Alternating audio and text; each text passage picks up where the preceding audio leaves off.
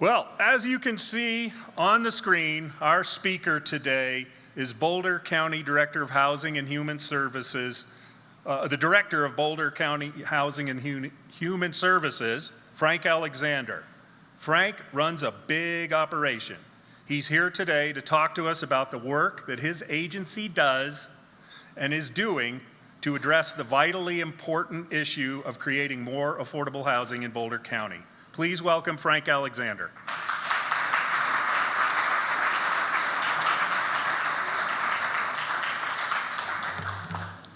All right, is the mic working?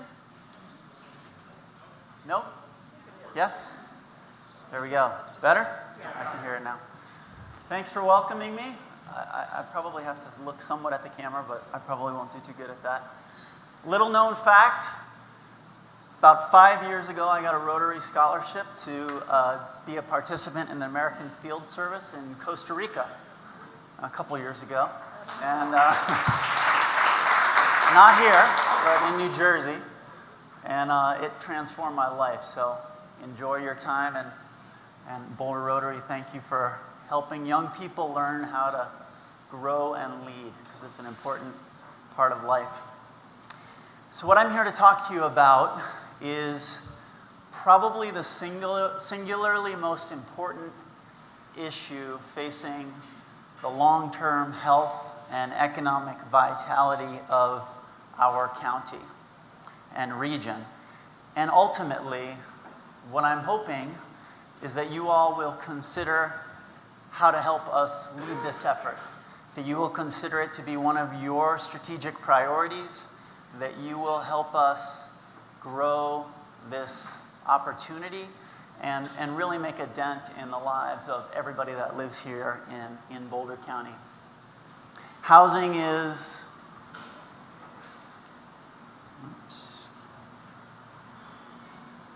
sorry, I don't think this is working.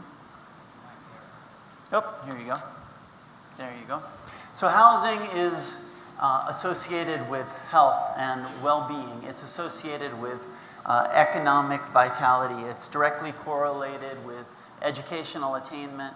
The overall health and well-being of an entire community is dependent upon a diverse and inclusive housing stock that is attainable and accessible for people of all ages and stations in life. And at this point in time, we are, as a community, trying to figure out how to move into the next,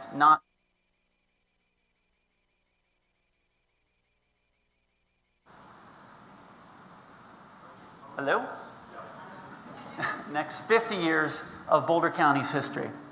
And the people who live here in Boulder County are struggling economically because of the cost of living. And what we know about the challenge that we're facing is right now more than 54% of all of our renters in Boulder County are cost burdened, and 15,000 renter households are spending more than 50% of their income on housing. Across Boulder County, right now, we have 52,000 people who are living in households that are spending more than 50% of their income on housing. And that number is growing every day. We've seen extreme rates of appreciation throughout Boulder County, which is obviously a positive for those of us that have been fortunate to have our homes for a long period of time. But what we're seeing is an increasing challenge for the people that live here, that work here, that want to age in our community to be able to remain.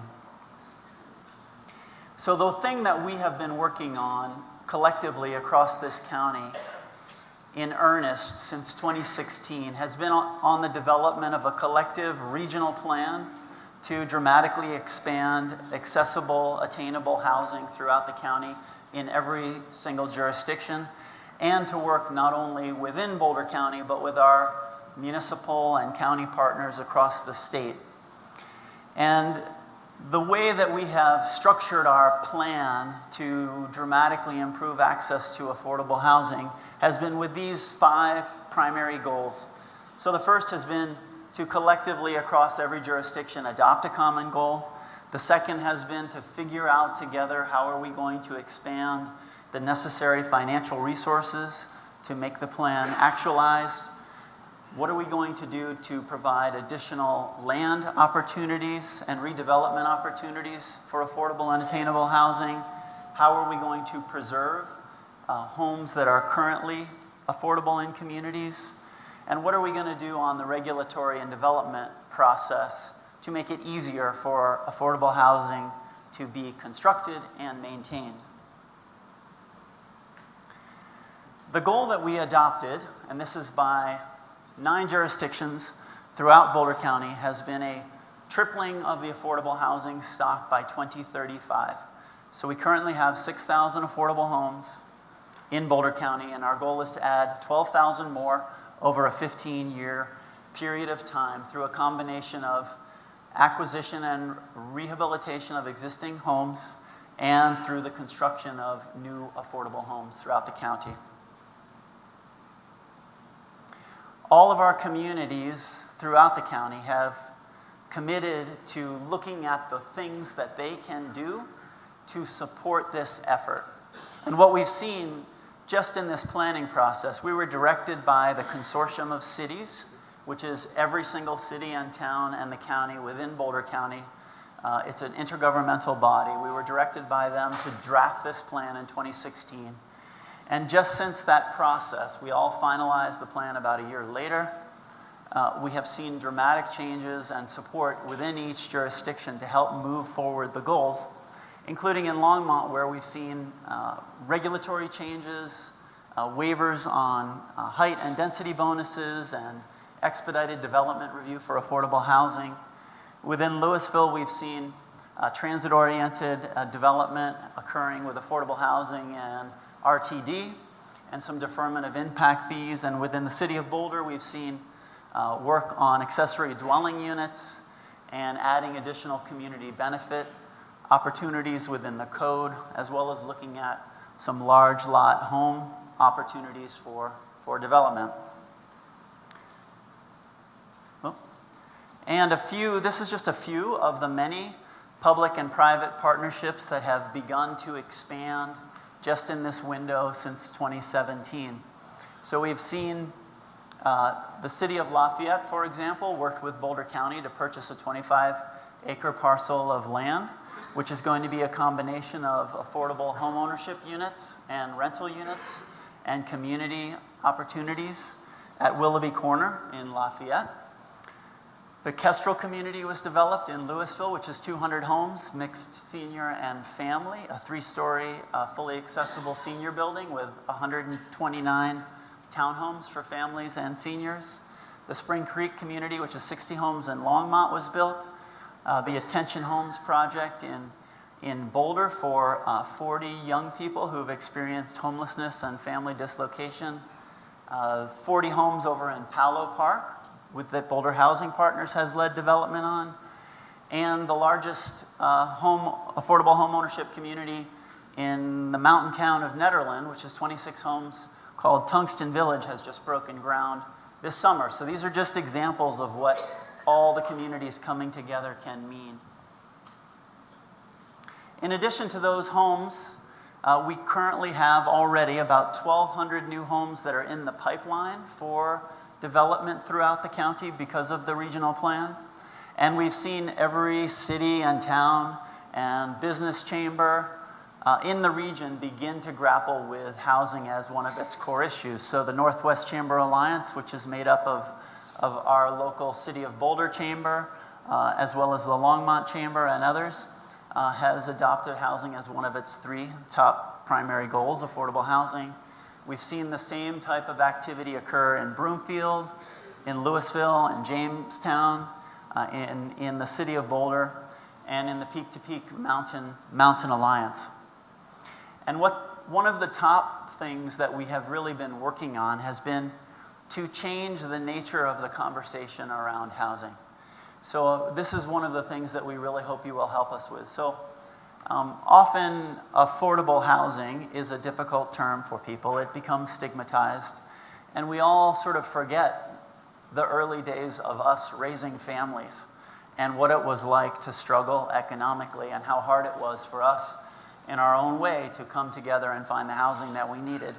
Or we have a family member, a senior, or someone who wants to live in a community, how difficult it is to find them an affordable place to live. And so us beginning to think differently about housing, as housing is just as much a part of a community's infrastructure as your hospitals and your healthcare system and your transportation corridors and your schools. Housing is just as essential to the lifeblood of a community. And we hope that in your leadership role that you can help us really change the dialogue about what home means to every one of us. These are all the jurisdictions that have signed off on our regional housing partnership, which are everyone here. And we have a few asks for you to consider as you're moving through the community and taking on a leadership role as the Boulder Rotary. One is that we hope that you individually will consider becoming an ambassador for this work. We have a campaign that we've started. It's called Home Wanted. And the Home Wanted campaign is pretty simple. People tell their story of what it's like to be challenged by not having affordable, accessible housing. And if you've seen any of the campaign, you'll see the actual folks in our communities, the teachers and the firefighters, the nurses, the folks that are working in our hospitals, folks that are working in our nursing homes, who are all struggling with how to be here and how to become part of the vitality that is the Boulder County community. So for any of you who has a story about what it's like to live in affordable housing or need affordable housing, or a family member, we'd love you to tell your story. We also have a Facebook page, obviously, that you can track us on and get some information at the email address above. In addition, if you all have cell phones and you want to just join us now, you can text HOME to this number, 720-650-5556, and it will ask you a question about what can you do to help us dramatically expand affordable housing in Boulder County. And one of the things that we would love your support on is really to talk to your elected officials, those that are in the city of Boulder, about the need for there to be additional affordable housing within the community. And with that, I have time for a number of questions. Yes, sir. The definition of affordable housing to our regional plan is permanently affordable housing that's accessible and attainable to anyone up to 120% of the area median income. What does that mean? Well, every community has a median income.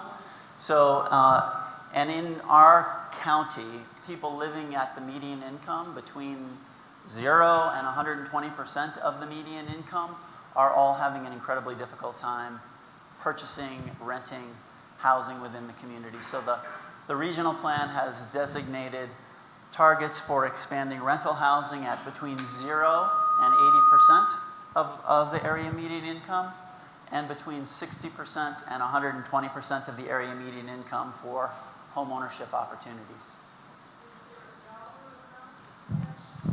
Oh, I missed Susan. The median in Boulder County right now is, I believe, $89,000 for a family of 4. Excuse me.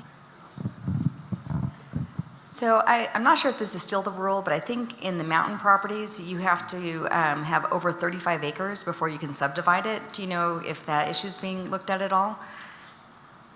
So yes, every single issue within the county is being looked at. So this is, right now we have a super intergovernmental agreement between every single jurisdiction in Boulder County. So these areas that are designated for development are all within the municipal influence areas of every city and town. I noticed in looking at your slides, there appeared to be one name missing, the University of Colorado. Are they involved at all in this effort? Yes, the University of Colorado has been partnering with both the City of Boulder and the regional plan and being involved in the work. The things that you saw on the bottom were the actual cities and towns that have adopted the plan. So I'm wondering, some of our communities have excellent mass transit, others don't. And if the housing is to be accessible, there needs to be good transit systems. So I'm wondering how you're addressing that issue. So I think there's obviously tons of efforts throughout Boulder County to have an affordable and accessible transportation system, I think, which has really grown dramatically. So we have good transit in many, many parts of the county already, on the east-west corridors and up into the mountains and inside the city of Longmont, in addition to working on, obviously, the 36 corridor and the 119 corridor for the future. So there's much of that underway. The future transportation projects that are top, I know, for our transportation department are the Highway 7 corridor, the 287 corridor, and the 42 corridor, all of which are major transit amongst the jurisdictions within the county. So I'll just get specific then, because Longmont doesn't have an especially good transit system. I can't, sorry, sir. Because Longmont doesn't have an especially good transit system within the city. You can get inner city transportation good, but if you live in one part of Longmont, getting to another part of Longmont where you may work is a real challenge. Point well taken.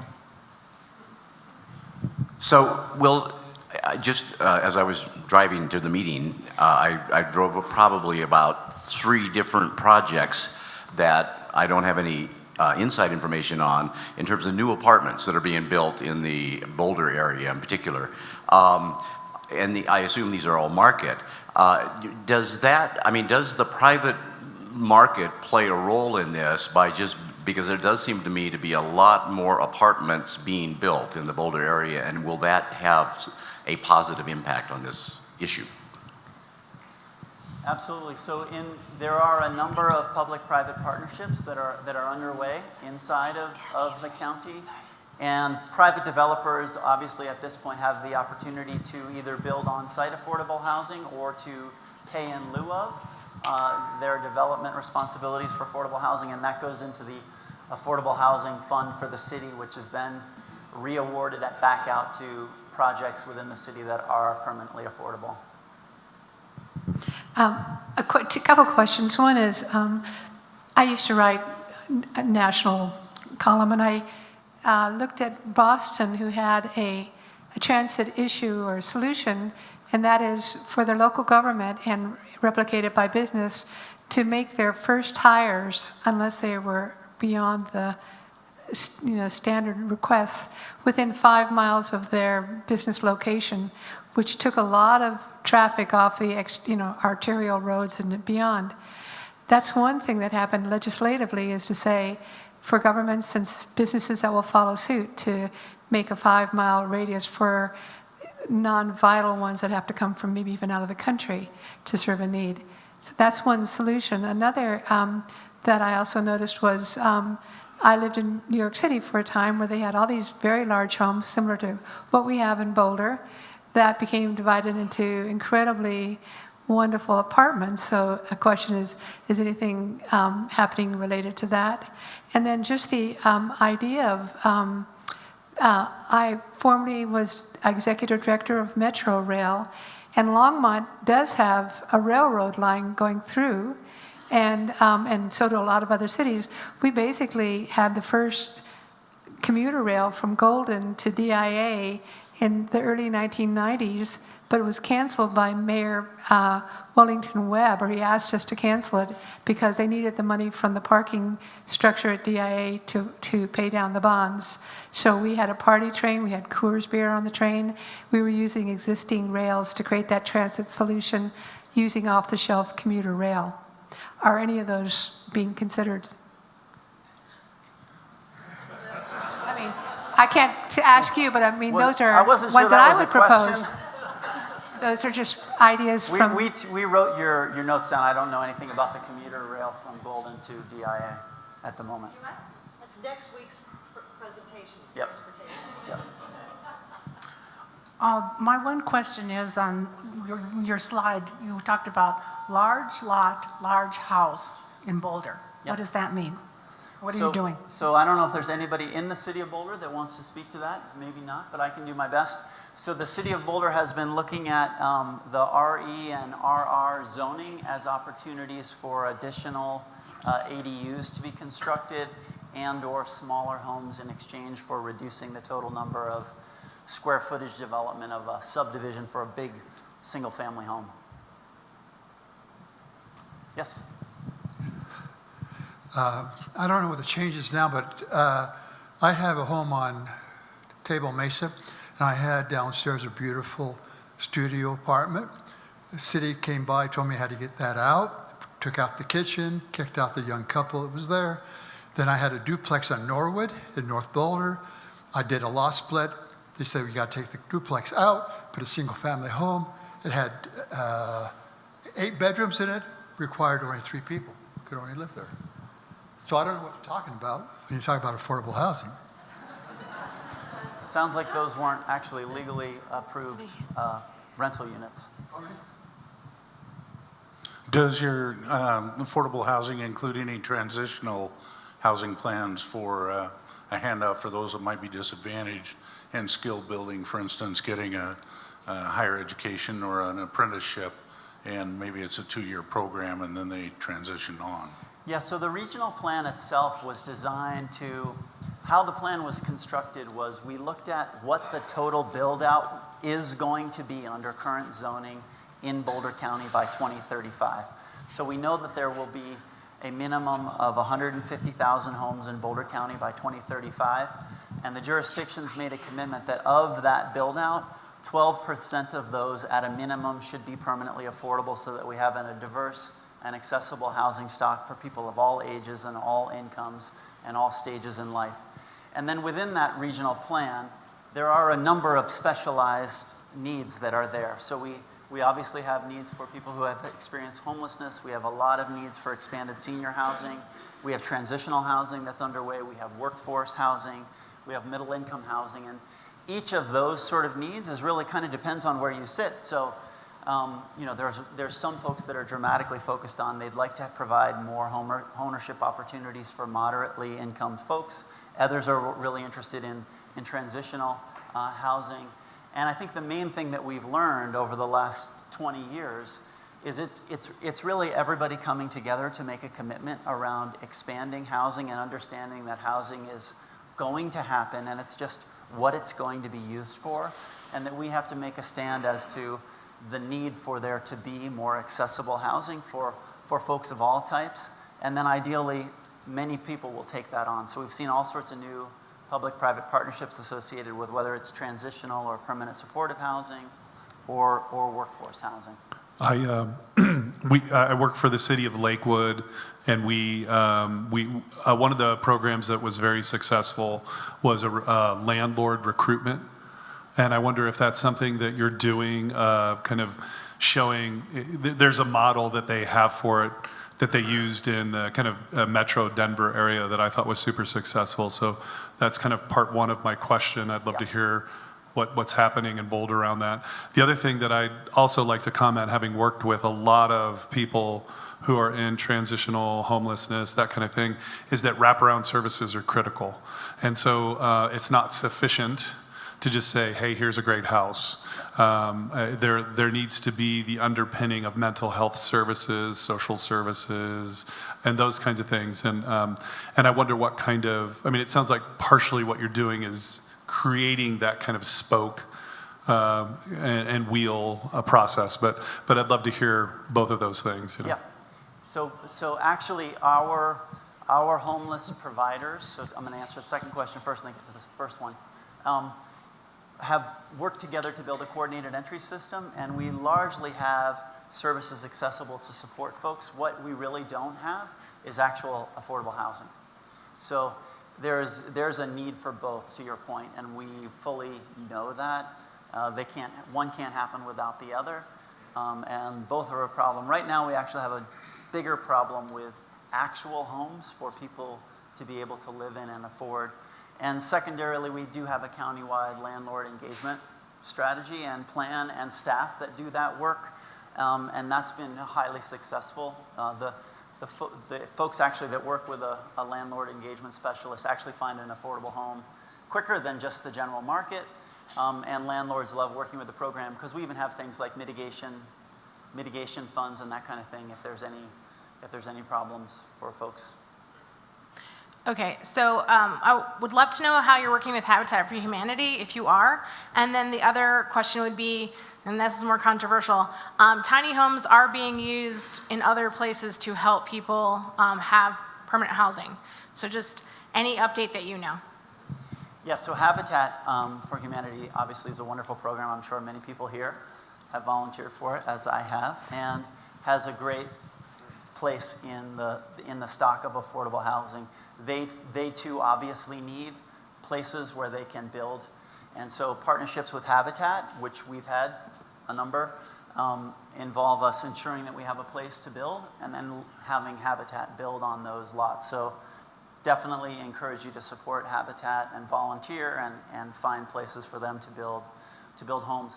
It's always going to be a small portion of the total affordable housing need because it just happens at a smaller pace than we can do for other homes.